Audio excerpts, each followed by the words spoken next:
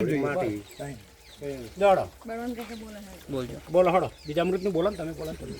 હાલમાં બીજામૃત બનાવવા જઈ રહ્યા છીએ સનાલી ગામમાં અને બીજામૃત બનાવવા માટે આપણે પહેલામાં પહેલું પાણી લઈ લઈશું 10 લીટર પાણી લઈ લીધું એની અંદર આપણે ગાયનું ગૌમૂત્ર 2.5 લીટર જેવું નાખેલું છે અને 2.5 કિલો જેવું ગાયનું છાણ લીધેલું છે અને આપણે 25 ગ્રામ ચૂનો લઈ લીધો છે.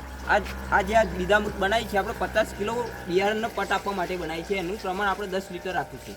આપણે 20 લીટર નથી બનાવતા પણ 50 કિલો બિયારણનો પટ આપવા માટે આપણે બીજામૃત તૈયાર કરીએ છીએ. એની અંદર આપણે 10 લીટર પાણી લીધું છે અને 2.5 લીટર ગાયનું ધરણ જે ગાયનું ગૌમૂત્ર લીધેલું છે ને ગાયના જે છાણ એ આપણે 2.5 કિલો લીધેલું 25 ગ્રામ ચૂનો લઈ લીધેલું છે. બરાબર.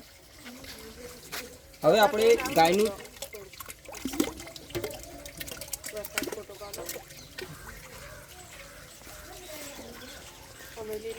આપણે ગાયનું છાણ અને ગૌમૂત્ર અને પાણી તને મિક્સ કરી દીધું છે હાલમાં અને આ 25 ગ્રામ ચૂનો વગાડીને એની અંદર નાખી દઈશું આપણે.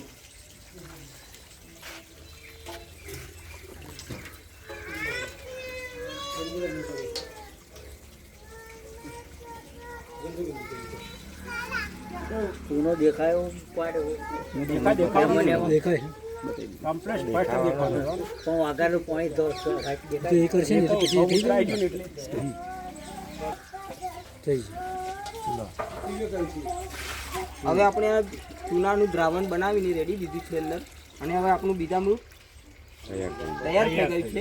તૈયાર આપણે બીજામૃતને હવે બધું સામગ્રી આપણે નાખી દીધી. એની અંદર આપણે 10 લીટર ગાયનું 10 લીટર પાણી નાખી દીધું, 2.5 કિલો ગાયનું છાણ નાખ્યું, એની અંદર આપણે ગાયનું ગૌમૂત્ર 2.5 લીટર નાખ્યું અને 25 ગ્રામ ચૂનો નાખ્યો. આપણે 50 કિલો બીજનો પટ આપવા માટે તૈયાર કર્યું છે.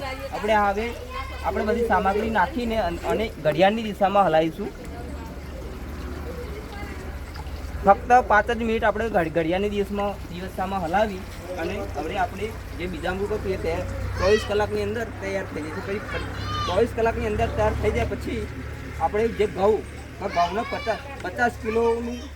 50 કિલો બિયારણનો પટ આપવા માટે આપણે 10 લીટર બીજામૃતની જરૂર પડશે.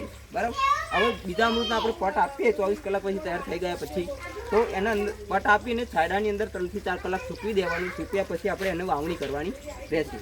વાવણી કર્યા પછી આપણે કોઈ પણ જે આ બીજામૃતના ફાયદા કે ફૂગજન્ય રોગો સામે પ્રતિકારક આપણે જે કોઈ પણ પાક કરીએ તો બીજામૃતનો ફાયદો એ છે કે ફૂગજન્ય રોગો સામે રક્ષણ આપશે. બીજા નંબરમાં છોડવાનો વિકાસ કરશે અને પોષણક્ષમ છોડ રહેશે, એનો વિકાસ સારો રહેશે. જે આપણે કોઈ પણ રોગ પ્રતિકારક શક્તિ ધરાવતો છોડ થાય છે અને ફૂગજન્ય રોગો પણ ઓછા આવશે.